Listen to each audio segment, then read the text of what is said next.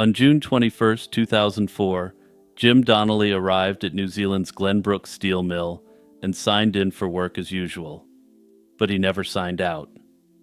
By that evening, the 43-year-old engineer and father of two had vanished, leaving his car in the parking lot and even his uneaten lunch still on his desk. A search of the massive mill complex and surrounding area found no trace of Jim that day. It was as if he had walked into thin air at his workplace, baffling his family and investigators alike. Jim was a veteran employee with nearly 20 years of exemplary employment at the steel mill. That Monday morning seemed ordinary. He chatted with his wife Tracy before heading out and followed his routine at work, changing into his safety gear and starting the day. He was seen by a few colleagues around the mill's locker room and his office, but he failed to show up for a 9 a.m. meeting, the first sign something was wrong. When coworkers checked, Jim was nowhere to be found, yet his car remained on site, and his computer hadn't even been turned on. Concern grew throughout the day as it became clear that Jim wasn't coming back. By 6 that evening, with no word from him, Jim was officially reported missing, and police were called in. In the days before he disappeared, Jim exhibited uncharacteristic anxiety and secrecy. The weekend prior, he acted oddly, and on Saturday, June 19th, he abruptly backed out of a planned night out with Tracy, claiming he had an urgent meeting he wouldn't explain. He even rented a suit for this mysterious Saturday night errand. When he returned later that evening, Jim still refused to tell his wife what had happened. The next day, Sunday, he was visibly agitated and spoke vaguely about needing to avert a crisis at work. He paced around, ate little, and went off on his own for stretches of time, leaving Tracy deeply worried. Jim assured her that his family was most important and she shouldn't worry, but he kept his troubles to himself. It later emerged that Jim had even turned up at the mill on that Sunday, when he wasn't working, and been escorted off by security. All of these signs suggested Jim was under some intense pressure in the lead-up to his disappearance. Police and search teams launched an extensive search of the steel mill and its surroundings as soon as Jim was reported missing. They scoured the buildings, catwalks, pits, and storage vats on site, and then expanded into the surrounding fields, beaches, and bushland, but initially found nothing. At first, officers considered the possibility of a workplace accident or that Jim had wandered off in a confused state given his strange behavior. There were even unconfirmed reports of a man seen running away from searchers in the area, as if in hiding. Yet no solid evidence turned up in those first days. The biggest clue surfaced 5 days later. Workers discovered Jim's hard hat lying near a vat of acid in a restricted part of the mill. This was an area that had supposedly been thoroughly checked already. Investigators drained the acid tank and found several of Jim's personal items inside. They found his work ID card, safety glasses, Palm Pilot, cash, a credit card, and a single work key. Curiously, his key ring with his house and car keys was missing and never recovered. Also, in case anyone is wondering what a Palm Pilot is, it was a pre-smartphone device that could access a calendar and emails, but was unable to make calls. I had to look that up, but apparently these things were all the rage in the 90s, and everyone who worked in the corporate world was hooked on them. No human remains were in the vat, and the acid was too weak to have destroyed a body anyway. To police, it seemed likely someone had placed those belongings in the acid vat deliberately to mislead the search. Another incident raised suspicions. On the night Jim disappeared, an unknown vehicle drove into the mill's parking lot and headed toward Jim's car. It then abruptly turned and fled when the driver saw police on site. Investigators believe that person intended to move Jim's vehicle to make it appear he left the mill, but the quick police response stopped that plan. These eerie clues, the staged placement of items, and the mysterious car pointed away from a simple accident or voluntary departure. However, with no sign of Jim himself, investigators were left with more questions than answers. Investigators examined four main scenarios for Jim Donnelly's fate. Perhaps Jim suffered a fatal mishap at the mill and his body was missed. Yet despite exhaustive searches, including draining other tanks, no trace of his actual body was ever found. The idea of a voluntary disappearance has also been investigated, but this theory has little support. Jim left behind his wallet, vehicle, and all personal effects, and his bank accounts showed no secret withdrawals. He had no financial or personal problems that would drive him to flee, and reports suggest he was living a very comfortable middle-class lifestyle. Simply put, it's hard to imagine him abandoning his family and his entire life without a word. Many, including Tracy, Jim's wife, suspect he met with foul play. Perhaps he saw or learned something at work that made him a target. His odd behavior suggests he was worried about a serious issue, and the staged clues and missing keys hint that someone else was involved. Tracy was also frustrated that police interviews with mill staff were limited and that the company refused to let a private investigator on site. Unfortunately, without any concrete evidence or a body, this theory remains unproven. In 2007, a coroner concluded that Jim was presumed dead, but that the cause of his disappearance remained unexplained. For Tracy and their children, the lack of closure has been devastating. The case remains open, and investigators periodically revisit it with fresh eyes and new technology. However, despite their efforts so far, there's been no breaks in the case, and the disappearance of Jim Donnelly remains a haunting, unsolved mystery. On a warm summer night on July 1st, 1989, 30-year-old Barbara Miller left a friend's wedding celebration in central Pennsylvania and never returned.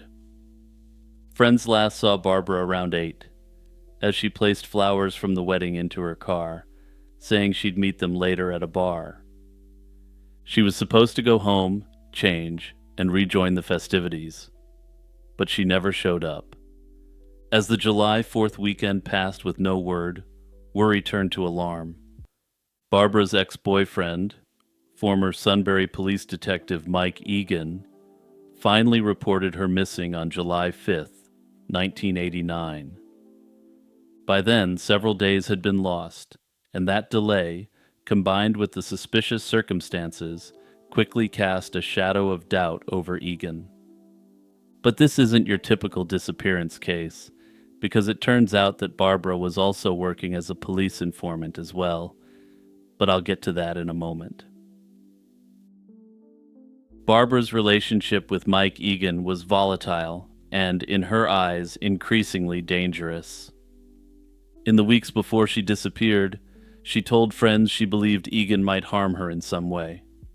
Notably, while they were broken up, they were still living together at the time she disappeared. Some reports say that he would stalk her. In essence, he would follow her around while she was out during the day and keep tabs on her at all times. Her fear of her ex-partner was palpable, and her warnings now seem eerily prophetic. Mike Egan himself was a former police officer who would eventually go on to serve time in prison for an extortion-related crime. From the moment Barbara went missing, Egan was treated as the prime suspect. Barbara had filed complaints about his behavior towards her and told friends she feared for her life because of him. Mike's explanation for Barbara's disappearance did little to satisfy investigators. He claimed the last he saw of Barbara was her leaving in the early hours of July 1st, with two unidentified men heading to a motorcycle rally. Barbara's son later recalled that the next morning Mike was driving Barbara's car, and its tires were covered in mud or clay, as if from fresh concrete. Notably, however, Mike claims that he always owned this car, and that he had just let her use it, so it wasn't unusual that he was driving the vehicle. That strange detail about mud or clay took on potentially chilling significance when considering how Barbara's body might have been hidden. Despite these red flags, early police searches found no trace of Barbara. Authorities scoured various locations, even searching old mines and a pond, but came up empty. With leads exhausted, the case gradually went cold. Believing she had likely been slain, a judge formally declared Barbara Miller dead in 2002. For over 2 decades, her fate remained a stubborn mystery, while her family waited in vain for answers.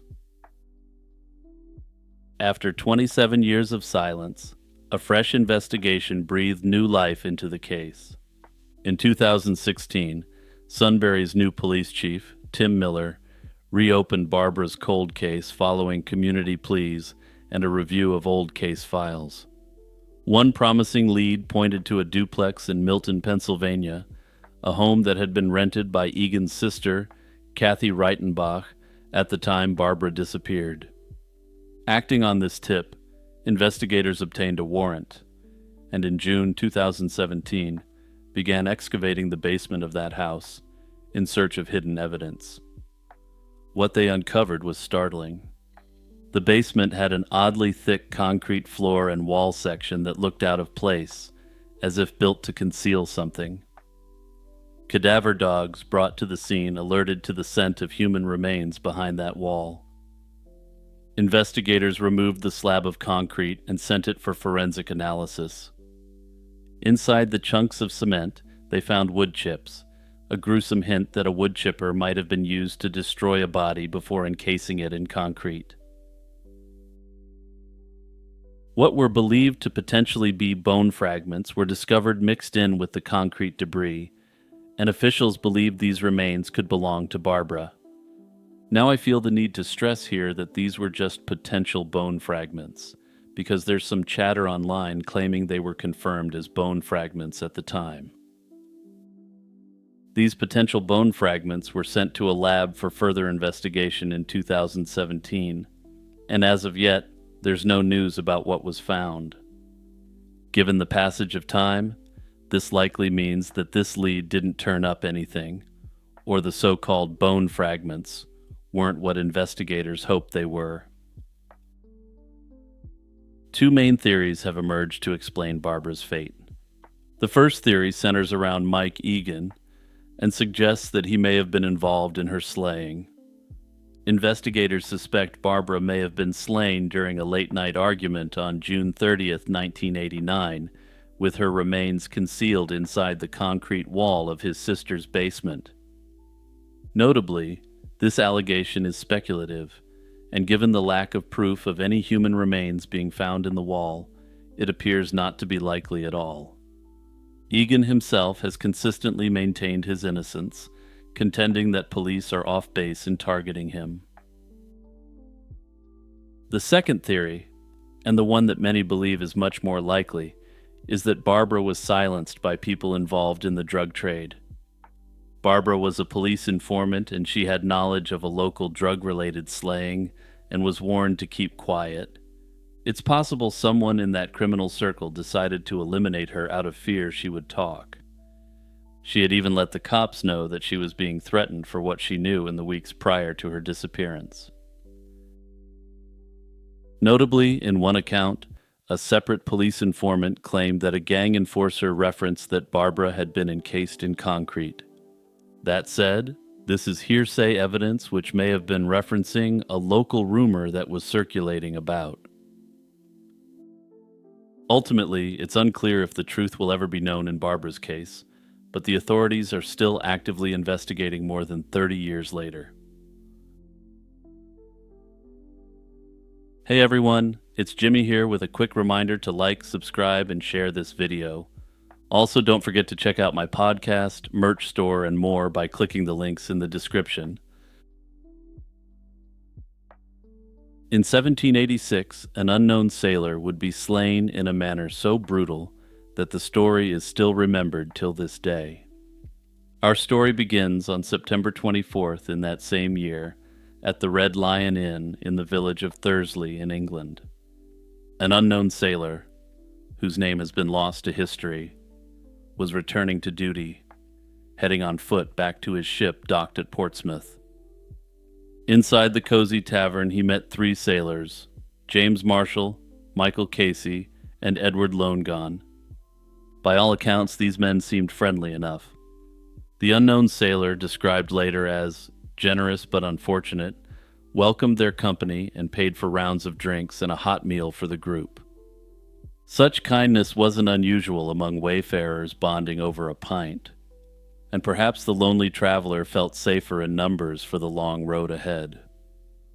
What he didn't know was that Marshall, Casey, and Lonegone were already sizing him up as prey. When the stranger pulled out a gold coin to settle the bill, it likely kindled disturbing ideas in the others' minds. The sailors left the Red Lion together at dusk, ostensibly to continue south toward Hindhead, a village located not too far away. Tragically, the friendly stranger had unwittingly thrown in his lot with three men who saw his kindness as weakness and his very modest wealth as an opportunity. A couple of miles beyond Thursley, the narrow road wound into the high, desolate terrain of Hindhead Hill. At some lonely stretch outside the village, Marshall, Casey, and Lonegone sprang their trap. Under the cover of darkness, they ambushed their charitable fellow traveler. Later reports describe a ferocious attack, with the sailor almost beheaded in the assault. The three assailants stripped the victim of his clothes and possessions, presumably to rob him of anything of value. They dragged his limp, bloodied body off the road and rolled it down into a deep, brush-filled valley, locally known by the eerie name of the Devil's Punch Bowl. Believing they had concealed the evidence of their heinous deed, the perpetrator hurriedly fled the scene with the sailors' clothes bundled under their arms. What the three men didn't realize was that their crime had not gone entirely unwitnessed. By sheer chance, there were eyewitnesses nearby on that hillside. Two local men crossing nearby glimpsed figures dumping what looked like a bundle or body down the slope. Fearful of confronting three desperate characters in the dark, these witnesses kept their distance until the trio moved on. Only then did they venture closer and make the gruesome discovery. Horrified, the locals raced back down the road to raise the alarm at the nearest inn. The alarm was first sounded back at the Red Lion in Thursley. Without delay, an impromptu posse of townsfolk formed to find the three men. Despite their rudimentary organization, these residents of 18th century rural England were resolute. The slaying on their doorstep would not go unanswered. They took off into the night, following the London to Portsmouth road in pursuit of the three fugitives. Meanwhile, Marshall, Casey, and Lonegone hurried southward, eager to convert their spoils into money, but their downfall came quickly. A few hours after the attack, the trio stopped at another inn along the Portsmouth road and brazenly tried to sell the stolen clothing and belongings of their victim. As the three criminals haggled over the price of a sailor's jacket and pack, local authorities and the Thursley posse closed in. The Thursley posse bust in, and a scrap broke out between the three criminals and the armed men. Locals at the inn joined in and attacked the perpetrators, and by night's end, all three were under arrest and bound for jail. With the suspects in custody, the local authorities wasted no time in securing evidence. In an era before modern forensics, proof of guilt often relied on eyewitness testimony and the possession of stolen goods. In this case, the evidence was overwhelming. Multiple witnesses could place Marshall, Casey, and Lonegone with the victim that day. Further, the bloodied clothing and belongings of the sailor were literally in their hands when they were captured. Yet beyond these tangible facts, the investigators resorted to a grim traditional custom to drive home the truth of the crime. On the journey to jail, the captors made a macabre detour. They brought the three accused back to a cottage where the corpse had been laid out and compelled each man to touch the lifeless body of the sailor. According to a persistent folk belief of the time, the wounds of a victim would bleed again in the presence of the true perpetrator. While this has sometimes been framed as a superstition-infused attempt to invoke divine justice, this wasn't the case in the 18th century. In the medieval period, there was a genuine belief in this method for proving guilt, but by this time it was essentially the Enlightenment era equivalent of a polygraph test. That is to say, it worked because a lot of people still superstitiously believed a corpse would bleed in the presence of the perpetrator. By forcing the men to press their hands hard against the freshly lifeless body of the unknown sailor, the authorities knew what would happen, and it worked. According to one account of what happened next, the three men were separated and introduced to the body separately, ostensibly to test who was actually involved in the slaying. The first two of the sailors pressed the lifeless body and had no reaction whatsoever. The third man ended up giving all them away.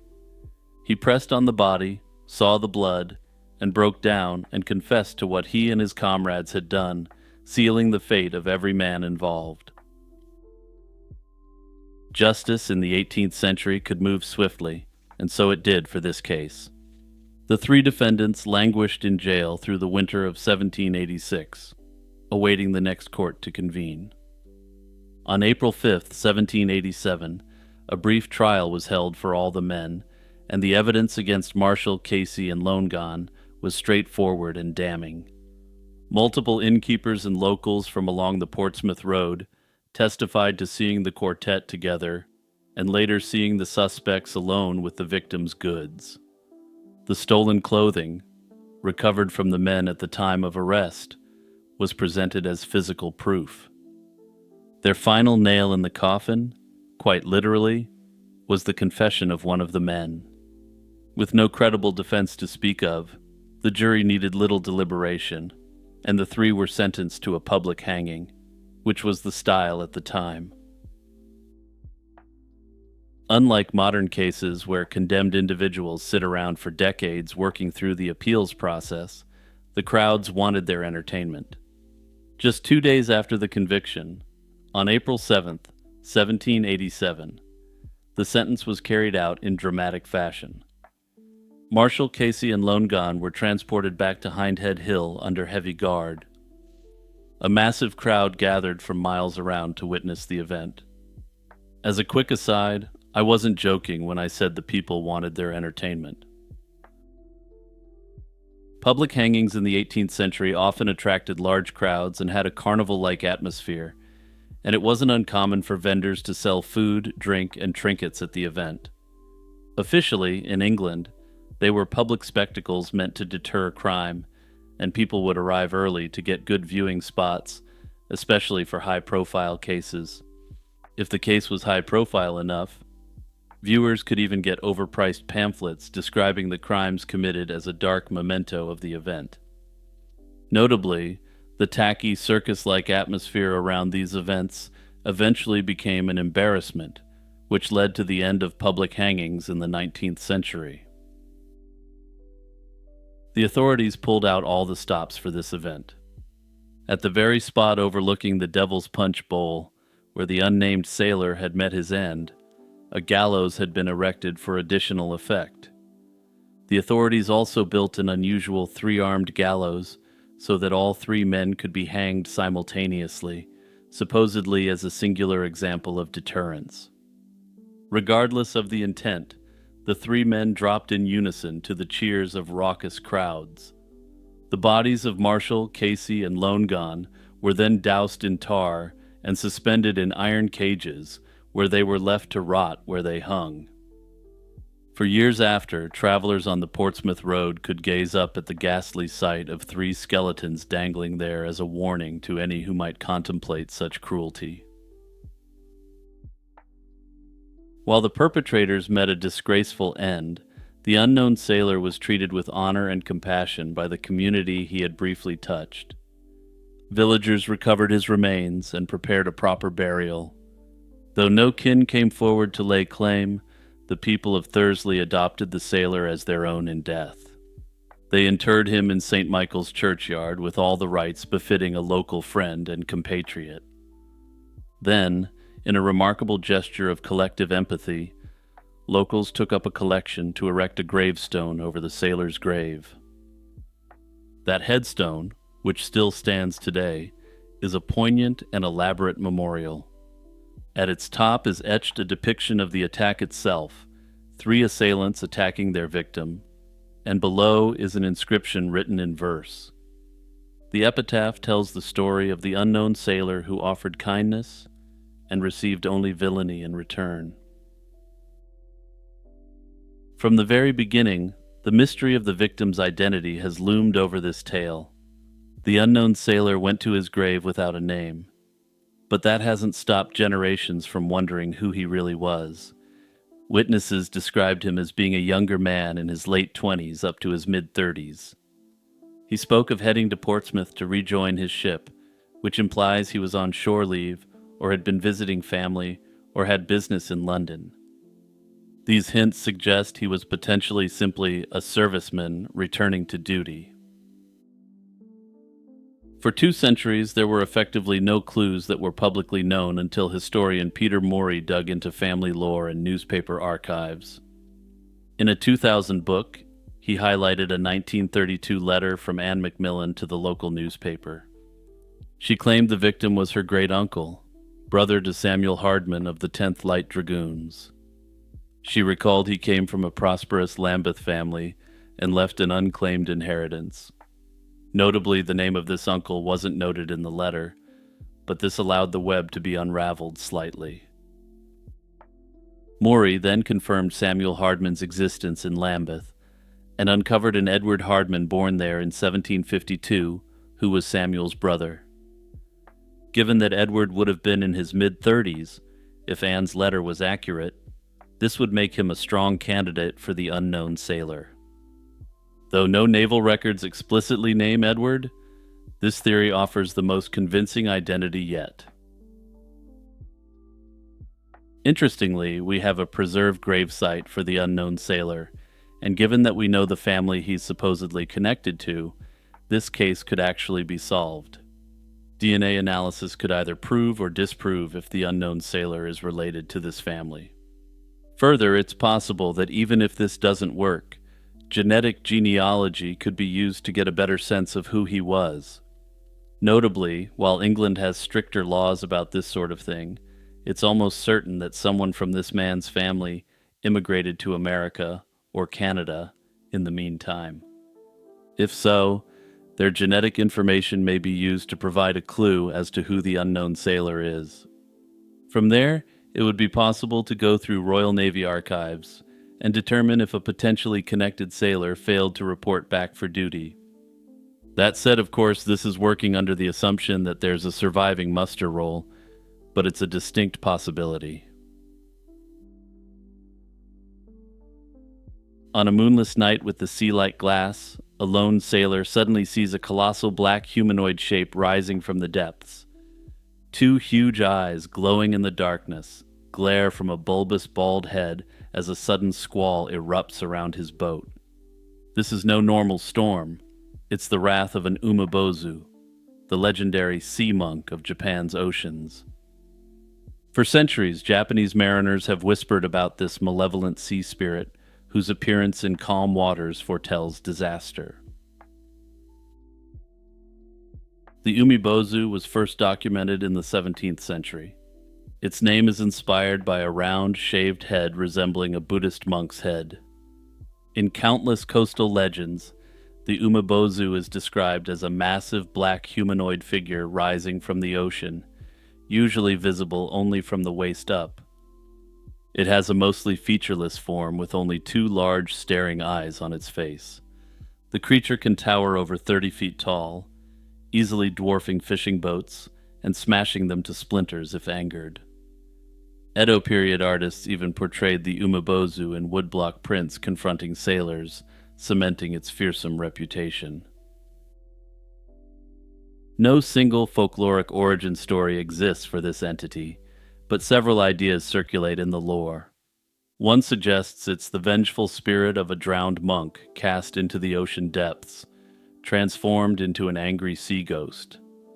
Others interpret it as the embodiment of the ocean's wrath, or a punishment from sea deities when humans disrespect the natural order.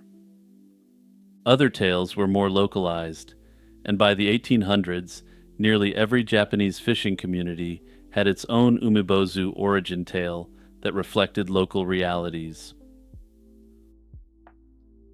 Stories of umebozu encounters are invariably ominous.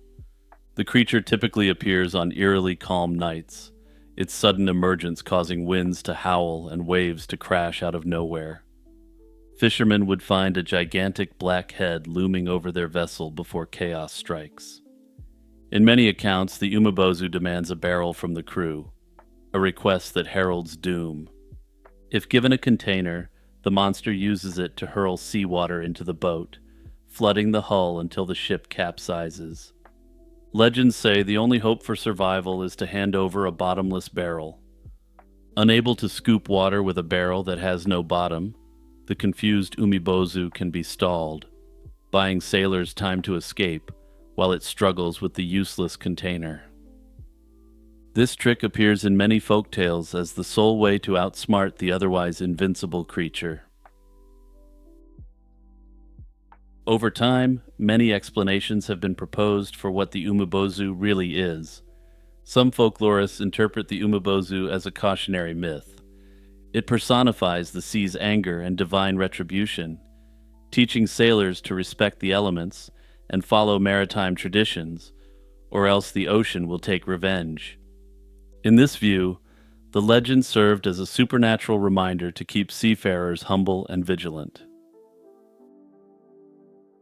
There are plausible natural phenomena behind these stories. Sudden rogue waves can strike on calm seas without warning, much like an umebozu attack. Notably, rogue waves themselves were once thought to be sailors' tales until modern evidence proved they exist.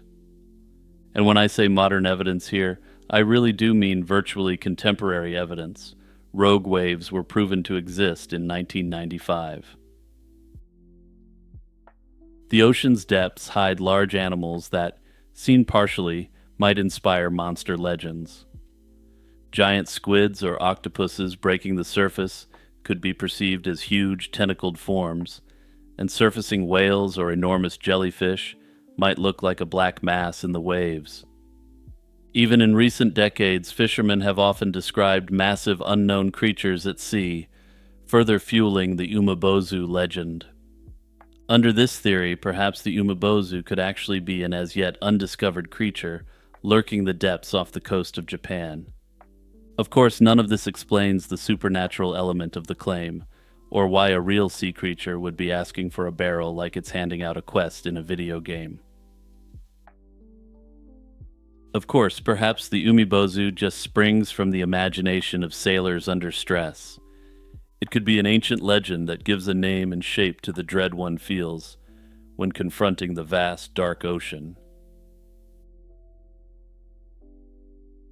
On a tranquil summer day in 1991, beneath the elegant arches of England's Ouse Valley Viaduct, a chilling discovery shattered the peace.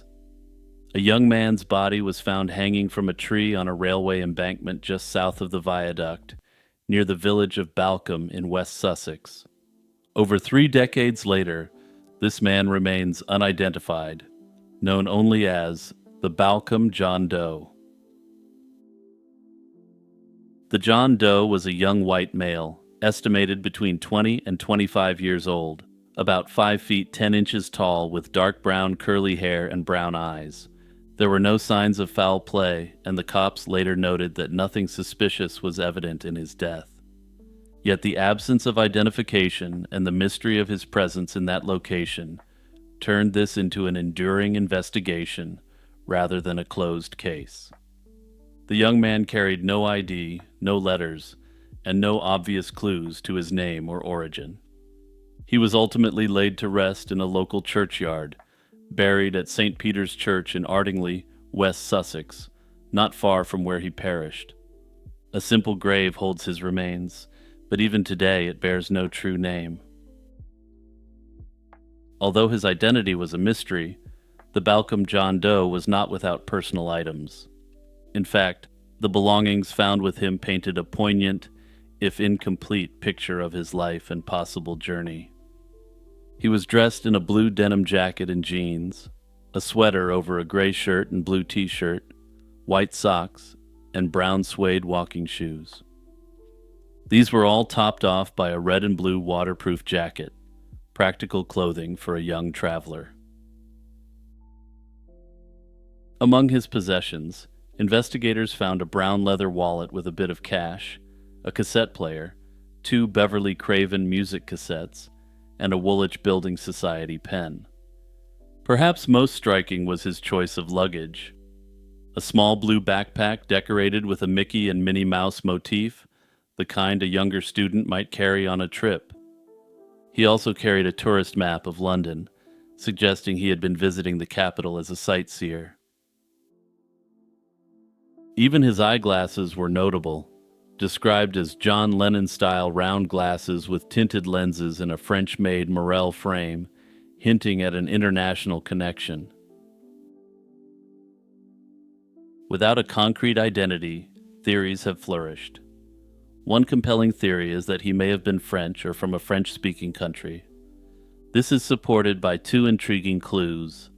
First, forensic examiners noted the style of his dental work appeared French or continental, differing from typical British dentistry. Second, a witness from around that time recalled that the young man spoke fluent French in conversation. He had the look of a traveler, and the items he carried, especially the tourist map, suggest he might have been visiting from abroad.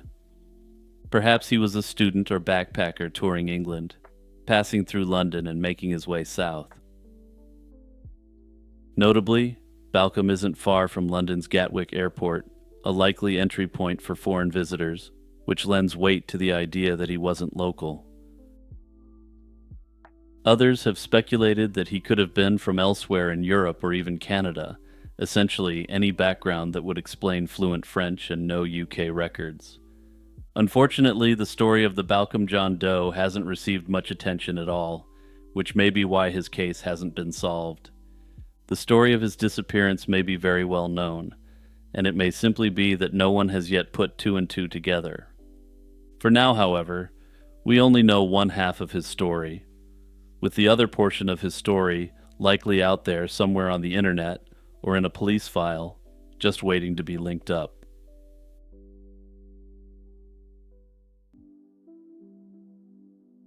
On October 30th, 1984, Arkansas highway workers made a grim discovery along Interstate 40. While mowing grass near Carlisle, just outside Little Rock, they came across the body of an adult man left on the roadside. An autopsy later revealed that the man had been strangled, and his case was unsurprisingly immediately classified as a slaying. Investigators found no identification on the victim, and no immediate clues to his name, nor any clues as to the perpetrator. Despite the efforts of law enforcement, the victim remained unidentified. With no name and few leads to follow, the investigation stalled. The unknown man was recorded as a John Doe in police records, and later listed in a national database as the Lonoke County John Doe. For nearly 40 years, the man's file gathered dust, and his true identity and the story behind his death remained a painful mystery. After decades of dead ends, a fresh break came in 2024. The Arkansas State Police Cold Case Unit decided to reopen the investigation into the 1984 roadside slaying. Advances in forensic technology offered new hope for a case once thought unsolvable. In September 2024, cold case investigators submitted the victim's remains to Othram Labs, a specialized DNA testing and forensic genealogy company in Texas. For the first time in decades, there was a glimmer of hope that the victim's identity could be found. In early 2025, the DNA efforts paid off with a crucial breakthrough. On January 27, 2025, Othram Labs reported a tentative identification to the ASP. They believed the long unidentified victim was Earl James McDaniel. Along with this tentative ID came a lead. The lab had identified a possible relative of the victim in Washington state. ASP investigators, working in coordination with the Washington State Attorney General's Cold Case Unit, tracked down that relative, who turned out to be McDaniel's daughter. The woman provided her own DNA sample, which was sent to the lab for comparison. In late February 2025, the results came back, confirming the match. The John Doe was indeed Earl James McDaniel. After 4 decades of anonymity, the victim finally had his name restored. With the identification confirmed, investigators could finally piece together Earl James McDaniel's backstory. McDaniel was 53 years old at the time of his death and originally hailed from Kansas City, Missouri. His life had been turbulent, and records showed he spent time incarcerated in Washington state during the 1960s. After this, he had numerous run-ins with the law across the country in the years that followed. In the early 1980s, he was paroled from prison in Oklahoma, after which he continued moving from state to state, perhaps living as a drifter. In fact, McDaniel's last known interaction in life was with law enforcement on September 11, 1984. Police in Oskaloosa, Iowa, arrested him for drunk driving, though no further details of the case have been released at this time. After that date, McDaniel effectively vanished from official records. Just weeks later, the day before Halloween in 1984, he was found deceased in Arkansas. How he ended up strangled and dumped by an Arkansas highway so soon after his Iowa arrest is a question that still haunts investigators. Thanks to DNA and dogged investigative work, the 40-year-old mystery of the victim's identity has been solved, but a new question has taken its place. Who ended the life of Earl and why?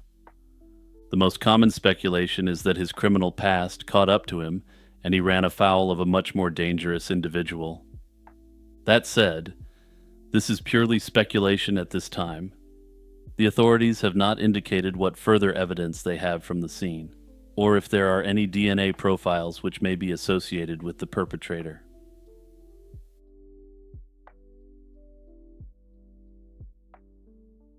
Wendy Michelle was just 30 years old when her life was brutally cut short in the summer of 1990. That July, a farmer in rural Illinois stumbled upon the body of an unknown young woman in his soybean field. For over 3 decades, she remained known only as the Madison County Jane Doe, until a recent forensic breakthrough finally gave her back her name. While the perpetrator of this horrific act on Wendy still walks free, the authorities are now one step closer to bringing him to justice. Wendy, who was born Winona Michelle in 1959, led a life as dynamic as it was unpredictable. She was described by those who knew her as a loving, fun person with a kind heart and a great love for animals. By age 23, she was married and had 2 children, demonstrating a nurturing side even as she maintained an adventurous spirit. Wendy's life took her across the country. She was born in Los Angeles, raised in Tennessee from toddlerhood, and spent her teen years in Vero Beach in Florida. In the mid-1980s, she moved to Northern California, but she never stayed put for long. Always restless and eager to travel, Wendy was known to hitch rides with long-haul truck drivers during her journeys. In April 1990, she and her kids took a bus trip back to Nashville, Tennessee, where she left her children in the care of family before venturing out on her own. By May 1990, Wendy was spotted during a brief visit with relatives in the Washington, D.C. area. Notably, she was in the company of an unknown man who worked as a truck driver. This would be the last time her family ever saw her. Wendy's penchant for travel meant it wasn't unusual for her loved ones to lose track of her whereabouts for stretches of time. But as months passed with no word, Her family grew concerned, and sadly, they would not learn of her true fate for 35 long years. On July 20th, 1990, the mystery woman's body, not yet known to be Wendy, was discovered in that soybean field outside the small city of Troy, Illinois. The location was a patch of farmland near a rural road intersection, a quiet place that became the scene of a horrific crime. Investigators noted that the victim was found without clothing, except for a pair of white sandals on her feet and a silver ring with a turquoise heart on her finger. Some of her clothing, including a pink Florida t-shirt and undergarments, were found tossed along a path leading toward the body. It appeared the perpetrator had scattered her belongings, perhaps in an attempt to destroy evidence or stage the scene. The young woman had been savagely attacked in a way that shocked investigators. Several of her internal organs were missing. Her reproductive organs had been apparently removed, a disturbing detail that underscored the perpetrator's disturbed intent. Strangely, forensic examiners found no defensive wounds on the victim's body. This suggested that she might have been overpowered very quickly, or even slain elsewhere, and then hauled to the site and dumped in that field, potentially supporting the staging theory.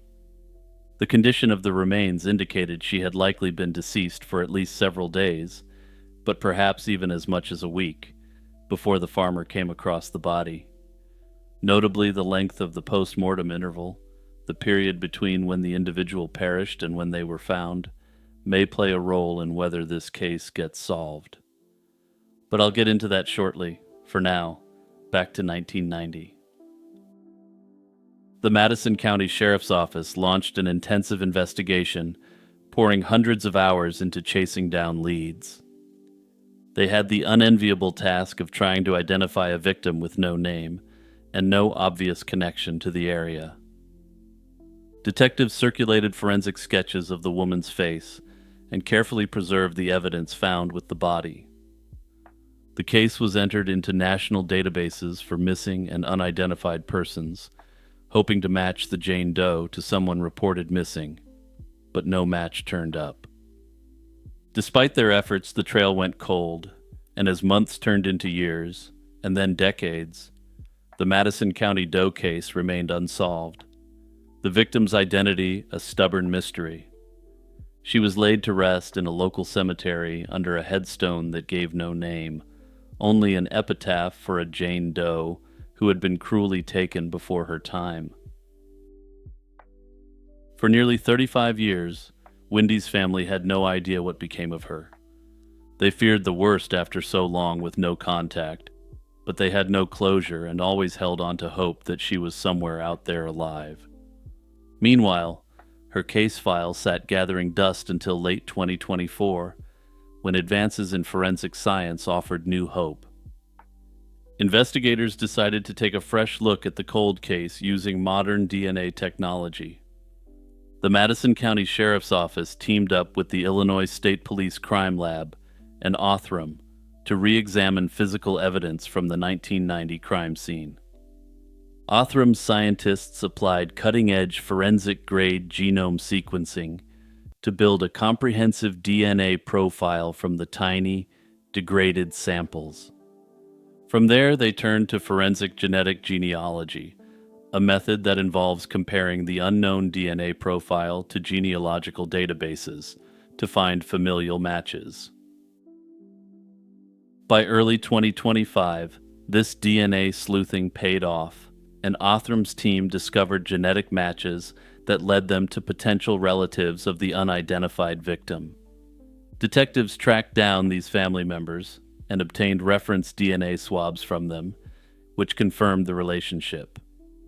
The identification was officially announced on July 1st, 2025, bringing a mix of sorrow and relief to Wendy's surviving family. Wendy's brother came out and released a statement on behalf of the family, saying that they were devastated. That said, they expressed gratitude for the hard work by all the investigators in locating their missing family member. With Wendy's identity uncovered, the focus has now shifted to catching the perpetrator. The nature of the crime has led to some chilling theories. One major theory is that Wendy fell victim to a serial predator who stalked women along Midwestern highways. Wendy's habit of hitchhiking with truck drivers in 1990 put her in contact with many strangers on the road. It's possible that the unknown man she was last seen with, the truck driver in D.C., could have been involved in her death, or perhaps she met another assailant as she traveled west. Long-haul trucking routes have infamously been corridors for serial offenders targeting vulnerable women. Another compelling lead links Wendy's case to an earlier unsolved mystery in the same region. In 1986, 4 years before Wendy's death, a 27-year-old woman named Leah Chavez was found slain in a cornfield near Lebanon, Illinois, just one county over. The similarities are striking. Like Wendy, Leah was found in a similar condition, with evidence that the perpetrator had attempted to surgically remove her reproductive organs. Both women had no defensive wounds, suggesting a surprise attack or some other form of incapacitation. The eerie congruence in the violence done to Wendy and Leah Chavez has led some to suspect the same perpetrator may have been responsible for both. Notably, Leah also lived a similar free-spirited drifter-type lifestyle, much like Wendy. In fact, authorities and criminologists have pointed to Larry Hall as a possible suspect. Hall is a convicted kidnapper and a suspected serial perpetrator with 2 confirmed victims, and potentially dozens more. He was active in the Midwest during the 1980s and early 1990s. While Hall has never been charged with Wendy's slaying, investigators are actively considering his involvement. Notably, it's unclear if male DNA evidence was found at the scene, but if it was, it's likely that Larry Hall wasn't the perpetrator. Since he's currently incarcerated for his crimes, and given the severe nature of what he's been convicted for, his DNA profile would have been cross-referenced in a database. That said, it's always possible that the DNA evidence was too degraded, and that Othram's scientists are currently working on that piece of the puzzle as well. Others have theorized that the perpetrator may have been someone much closer to her, who used her drifter lifestyle as cover to eliminate her far from home. Under this theory, the disturbing acts committed to her body may have been an attempt to make this look like a copycat-type incident. That said, this theory is highly speculative, and it's unknown whether Wendy had any individuals in her life who wished to do her harm. "You can't even begin to imagine what I've been through," Marilyn Bergeron told her close friend in late 2007, eyes filled with tears and fear. Just weeks later, on a cold Sunday morning in February 2008, the 24-year-old Canadian woman walked out of her parents' home and was never seen again. Her haunting last words and inexplicable disappearance have perplexed investigators and loved ones for over 17 years. How could a young woman simply vanish in broad daylight, leaving behind only cryptic clues and unanswered questions? This is the mystery of what exactly happened to Marilyn Bergeron, the disturbing twists and turns along the way, and why she actually may still be alive. Marilyn Bergeron was born on December 21, 1983, in Chicoutimi, Quebec in Canada, and grew up with a passion for music and adventure. By her teens, she was singing, playing instruments, and even trying to start bands in school. Friends and family recall Marilyn as vibrant and open-minded. She loved exploring different cultures and languages, becoming fluent in both French and English, and acquiring a basic proficiency in Spanish and Russian. Also, for those unaware, Quebec is the part of Canada where people generally only speak French in day-to-day life. After college, Marilyn set out to pursue her dreams in the big city of Montreal. In 2005, at age 21, she moved to Montreal, where she landed a job at a major music store and did freelance sound editing for TV shows. Ever ambitious, She also started training in finance and talked of becoming a flight attendant and moving to Western Canada one day. Despite her talents and bright plans, Marilyn's life in Montreal wasn't all smooth sailing. She lived in the Hochelaga Maisonneuve district, a neighborhood known for poverty, drugs, and crime, and she began hanging out with a bit of a rough crowd.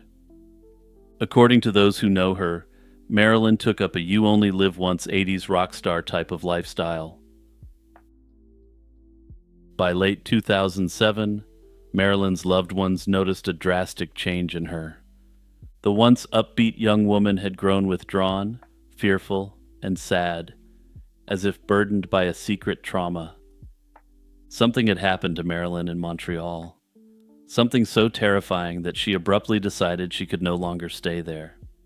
In early February 2008, Marilyn phoned her mother in tears and begged to come home to Quebec City, saying she didn't feel safe living alone in Montreal anymore. She cryptically promised to tell her mom why when she got back, but refused to give details at that time. On February 10th, 2008, Marilyn packed a bag and fled Montreal, catching a bus back to her parents' house in Quebec City that very day. Over the next week at home, Marilyn's behavior alarmed her family. She was jumpy, distraught, and would often break down crying without explanation. Her mother gently pressed Marilyn to reveal what had shaken her so badly in Montreal.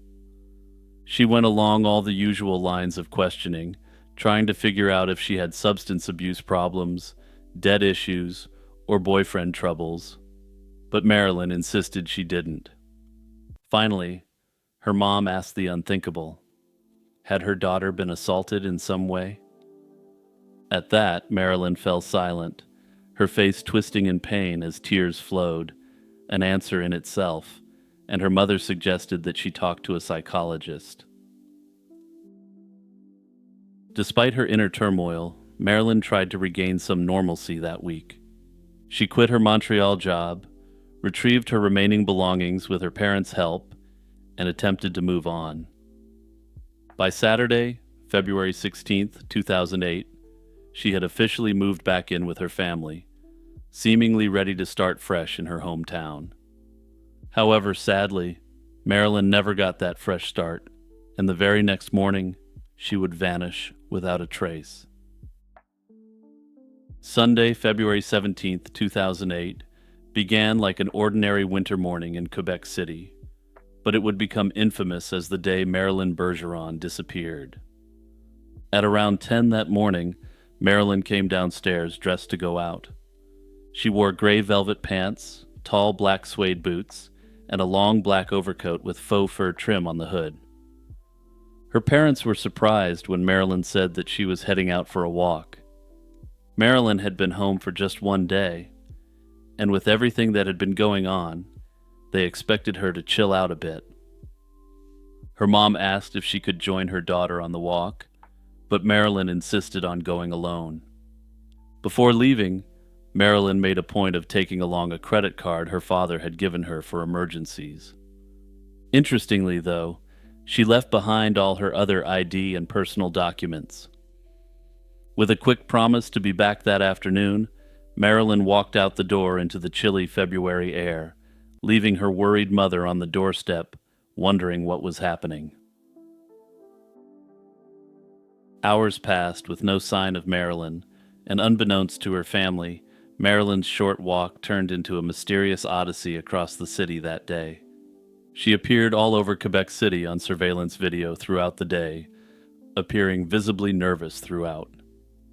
She was noted to be continuously looking over her shoulder, as if she thought she was being followed.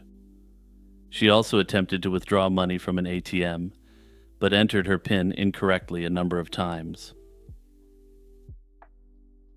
At 4 p.m., nearly 5 hours after the ATM sighting, Marilyn popped up over 10 miles away. She entered a coffee shop in the Saint-Romuald area of Lévis, a town just across the river from Quebec City, and bought herself a coffee with a credit card. The transaction timestamp and a barista's memory confirmed Marilyn was indeed there, alone, looking depressed and in a hurry to leave. This brief cafe visit is the last confirmed sighting of Marilyn Bergeron. After that, she vanished. Marilyn did not return home that evening, and she has never been seen or heard from since, and her credit card was never used again either.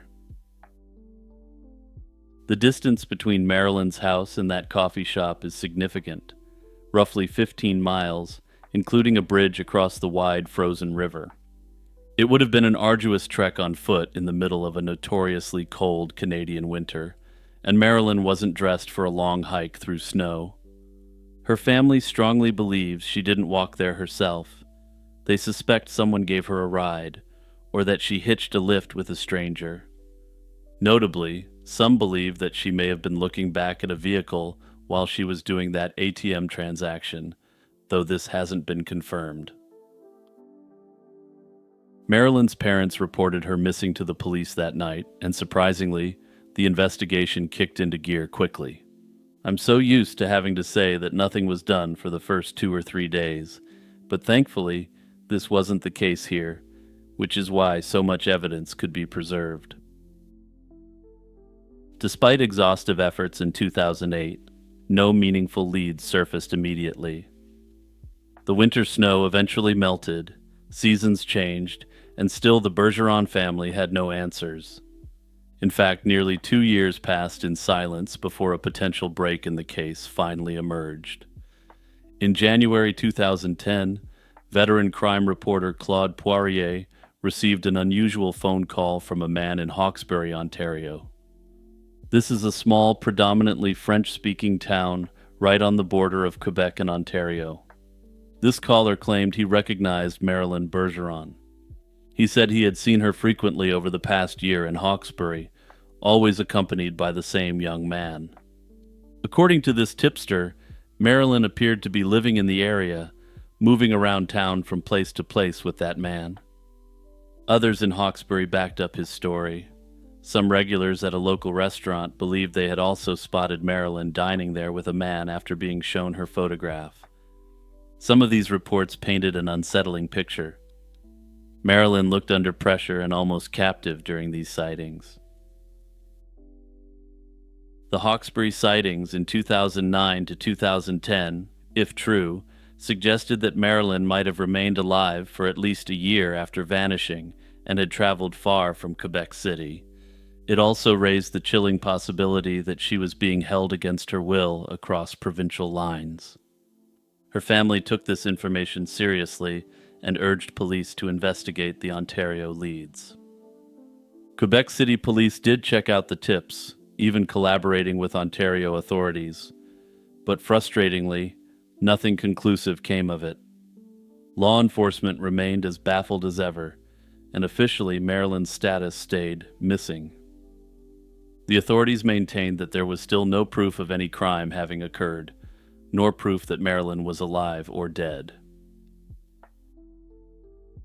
By 2016, nearly a decade had gone by, and the Bergeron family's frustration was palpable. They decided to take bold action. They hired Marc Bellemare, a former Quebec Minister of Justice, as their lawyer to advocate for Marilyn's case. His involvement brought renewed media attention, and he held 2 press conferences in 2017. The first press conference announced a confidential tip line that anyone could call with information. The second conference announced that tips did indeed flood in, and revealed that 43 new sightings of Marilyn had been reported in the months since the family's outreach. While many of these could not be verified, they reinforced one crucial point. People across Quebec and Ontario thought they saw Marilyn, keeping hope alive that she might still be out there. It was at this time that a key witness, Marilyn's old college friend Jonathan Gauthier, finally shared a startling story that shed light on her secret trauma. Gauthier's account took everyone back to that fateful night in December 2007 when he met Marilyn in Montreal, only weeks before she vanished. Reconnecting after months apart, he was shocked at Marilyn's depressed state when he arrived at her apartment.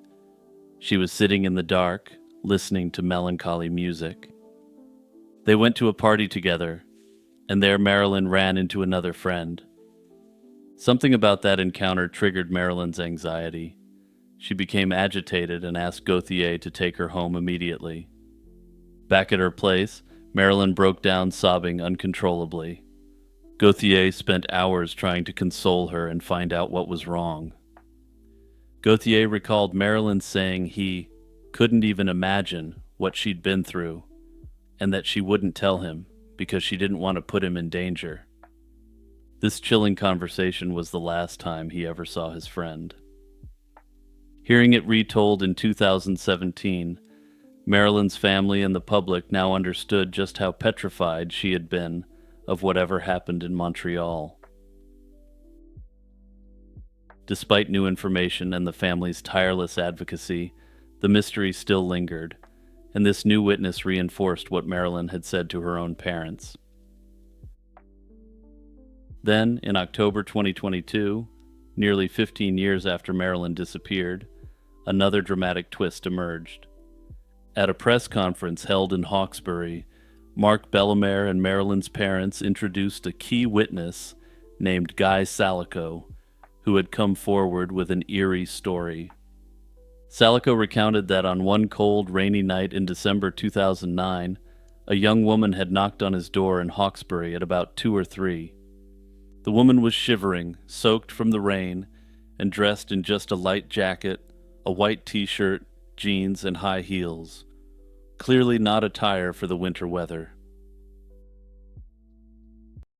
She was crying and asked if she could use the phone to call someone in town.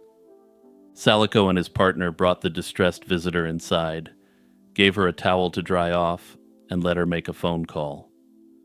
The call didn't seem to go through to anyone. When they offered to drive her wherever she needed, the young woman refused a ride, saying the address was close by. She stayed about 10 to 15 minutes, apologizing for disturbing them, then headed back out into the dark, rainy night on foot. At the time, Salico didn't recognize the girl at his door. Only a few months later, when he saw a news segment about Marilyn Bergeron's disappearance, did it click. He believed it was Marilyn herself who had stood in his doorway that night. The woman had been blonde, whereas Marilyn was naturally brunette. But Marilyn's family confirmed she sometimes dyed her hair blonde. Salico reported this incident to the Quebec City Police back in 2010, but it was kept confidential and never made public until the 2022 press conference. Notably, the fact that this was kept confidential is one of the factors that leads some people to believe that Marilyn is indeed still alive, but I'll get to that shortly. Hearing Salico's story, Marilyn's mother became convinced that the desperate woman was indeed her daughter. If that is true, it means Marilyn was alive and on the move nearly 2 years after she disappeared, and perhaps trying to reach out for help. Following Salico's revelations, the Bergeron family stated they had gathered other new information that leads them to believe Marilyn may still be alive. Notably, both they and the investigators have decided not to make this information publicly available. However, they believe that she is possibly living somewhere in Ontario under a different identity. They made a heartfelt plea through the media. If Marilyn is out there and wishes to remain hidden, they'll stop searching and respect her wish. They just need to know she's safe. Given the amount of twists and turns in this case, it should come as no surprise that there are a number of theories of what happened to Marilyn. From early on, Quebec City Police considered the possibility that Marilyn might have done it herself. Their reasoning stemmed from her evident emotional distress and the fact that she left home abruptly without identification. Marilyn's family has publicly stated in the past that they strongly believe she met with foul play. One scenario is that a random predator, possibly a stranger, took advantage of her vulnerable state. Perhaps she accepted a ride from a kindly appearing motorist that afternoon, only for that person to have sinister intentions. Another possibility is that Marilyn fell victim to a trafficking ring or criminal organization. Montreal's criminal underworld is known to exploit young women, and Marilyn's fear in Montreal could imply she stumbled into some sort of trafficking ring. The Hawkesbury sightings of her with an unknown man who kept her under close watch lend some credence to the idea that she was being held prisoner or controlled. If so, it's chilling to imagine, but not implausible. She might have been trafficked or forced into an abusive situation far from home. Another angle is that the threat to Marilyn was personal. Perhaps an individual she knew and feared in Montreal followed her or arranged to meet her in Quebec City. Marilyn's comment that revealing her secret could put her friend in danger hints that a very dangerous person was involved.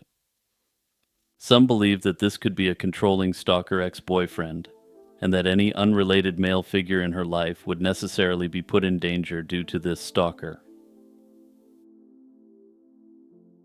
Based on Marilyn's parents' latest statements, some believe the most likely scenario now is that she actually intentionally ran away to start a new life. Some missing persons deliberately vanished to escape problems. There have been numerous unconfirmed sightings of her over the years, which suggests she might indeed be living incognito somewhere, likely in Ontario.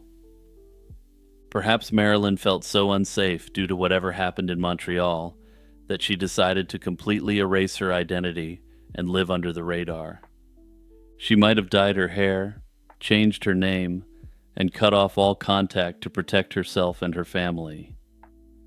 In this scenario, the man seen with her in Ontario might have even been helping her hide rather than holding her captive. This could have explained why he seemed hypervigilant while she seemed to be nervous and scared. And just to drive it home, it's notable that at the 2022 conference, Marilyn's mother said, "If Marilyn has a new life, they'll respect that." Notably, the family also chose not to publicly release a number of facts that may prove she is alive and well and living in Ontario. This suggests that there may be very real information that she's out there, and given the high-profile nature of her case, journalists may descend upon Marilyn if she's alive. As for what this evidence could be, it's possible that they've hired private investigators to conduct social media investigations. These investigations could reveal a person who's potentially Marilyn posted on the internet, perhaps on someone else's social media account. Further, some have speculated that the reason that the official investigation appears to have trailed off is that Marilyn was found alive by investigators. If the cops find an adult missing person who has vanished voluntarily, it's not their job to return that person to their parents, or even directly tell them or the public what happened.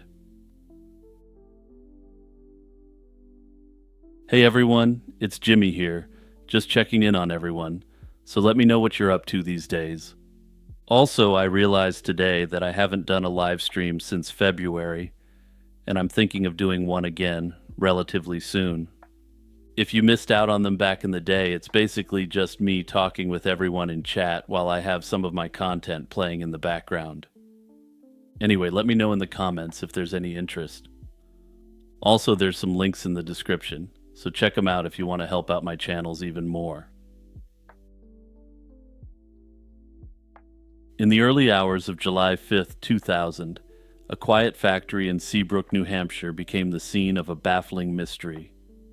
A security guard's car was found ablaze in the parking lot, and the guard's booth stood abandoned, a pack of cigarettes and an untouched lunch still on the desk. The guard, 40-year-old Curtis Pichon, had vanished without a trace. Curtis was a former police officer and Army veteran who had devoted his life to public service until a devastating medical diagnosis changed his path. His disappearance that summer night remains unsolved, leaving behind haunting clues and agonizing questions. Curtis had always dreamed of a career in law enforcement and worked towards it his whole life. He achieved that dream in the 1980s, serving about 10 years as a Concord, New Hampshire police officer. Unfortunately, in his mid-30s, he was diagnosed with multiple sclerosis, a progressive illness that ultimately forced him to retire from the force in 1994. Losing the job he loved was a crushing blow. Curtis became withdrawn, battled depression, and for a time drank heavily as he struggled to find a new purpose. By 1998, he was trying to turn his life around. He found work as a night security guard at the Venture Corporation Auto Parts Factory in Seabrook. It wasn't his dream job, but a role where his police experience was useful and the physical demands were manageable despite his condition. By July 2000, Curtis had been at this security job for over a year, and he was known by his colleagues as a reliable, quiet worker who did everything by the book. He still grappled with pain from his MS, but he was determined to keep working and carve out a stable life. Curtis reported for the overnight shift on July 4, 2000, expecting an uneventful night. Only a skeleton crew of employees was on duty due to the holiday. In the early morning hours of July 5th, chaos erupted. Curtis's green Mercury Topaz, parked just outside his guard shack, inexplicably caught fire sometime around 1:30. Flames engulfed the car, lighting up the darkness. Curtis quickly called the Seabrook Fire Department, and firefighters arrived to extinguish the blaze, but they could find no obvious cause for the fire. Oddly, colleagues later noted that Curtis didn't seem very upset about losing his car and the many personal belongings he kept inside it. Once the fire was out and the firefighters left, the factory fell quiet again, and everyone likely agreed they had all had enough adventure for one night. Around 3:30 that morning, a supervisor came by the security booth to check on Curtis and found the booth empty. Curtis was nowhere to be found, and in the guard shack, his personal items were left behind. His smog logs, lighter, and uneaten lunch were sitting as if he'd intended to return at any moment. Outside, the shell of his charred car still smoldered in the night, within plain view of his guard booth. At nearly the same time, a witness saw two vehicles speeding away from the factory's parking lot. An immediate search of the building and grounds found no trace of Curtis. It was as if he had stepped away from his post and vanished into thin air within minutes. The eerie circumstances, a mysterious fire, a missing guard, and cars fleeing into the night, marked the beginning of a perplexing case. When word spread of Curtis's disappearance, initial theories swirled. Given his personal struggles, some wondered if he had staged his own disappearance, or perhaps taken matters into his own hands. His family and the cops knew he had been depressed, so either of these options seemed conceivable at first. He had even recently acquired a weapon of some type, which raised concern that he might be planning something. However, no evidence had turned up, and crucially, a short time later, Curtis's family found that very weapon tucked away in his apartment, still wrapped and in its original packaging. This discovery indicated he had not acted on any dark plan that night. Another possibility was that Curtis wandered off into the night, disoriented or distraught after the car fire, but this theory quickly fell apart. Since due to his multiple sclerosis, Curtis had great difficulty walking and couldn't have gotten far on foot. He also left behind items he would never have willingly abandoned. His glasses, wallet, and even his ever-present pack of smokes were still in the guard booth. As a heavy smoker, he wouldn't go anywhere without his cigarettes. Everyone who knew him was completely adamant about this. He wasn't just a heavy smoker. He was known for chain smoking on the job and at home, and while he was driving. There weren't too many places where he wouldn't light up, so this fact just didn't make a lick of sense to the cops. Investigators confirmed that after that night, there was no activity on any of Curtis's bank accounts or credit cards. It was as if his life simply stopped on July 5th, 2000. These facts made it clear that Curtis almost certainly didn't leave voluntarily either. Instead, attention turned to disturbing clues suggesting foul play. Evidence soon emerged that a crime might have occurred at the factory that night. Investigators discovered that someone had used a forklift to pry open vending and change machines in the plant's cafeteria, presumably to steal money. The timing was suspicious. The car fire may have been set as a diversion to draw the security guard away, while the break-in took place elsewhere in the building. If Curtis stumbled upon these intruders, it could have cost him his life. For Curtis's family, this theory was disturbingly plausible. Notably, Curtis had even told his brother he suspected illegal activities, like drug deals, were happening during his shifts, and he feared something bad might happen at work.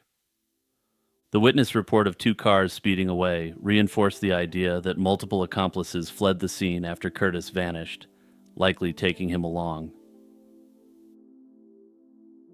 With only a handful of people working at the plant that night, police scrutiny turned toward those on duty.